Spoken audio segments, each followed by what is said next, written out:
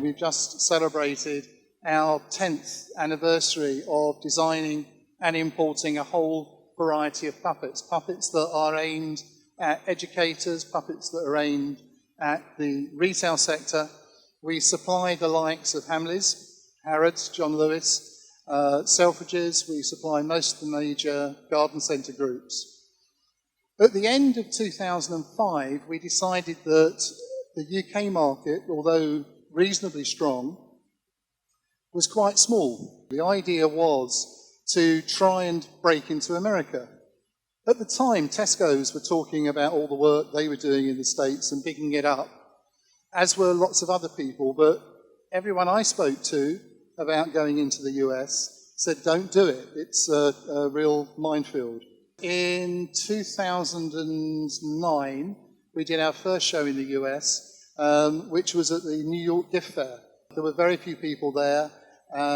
It was very disappointing in terms of writing orders, but it was a huge opportunity for us because the show was so bad. We weren't seeing anybody. There was no one coming onto our stand. So it allowed us the opportunity to network, and we talked to dozens of people. We met fellow UK companies that were out there for the first time. We met US companies who were obviously well established.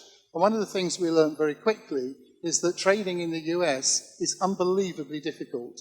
We decided that if we were going to carry on this adventure into the US, we were going to treat it not as a potential money-making exercise, but as an exercise to give us volume.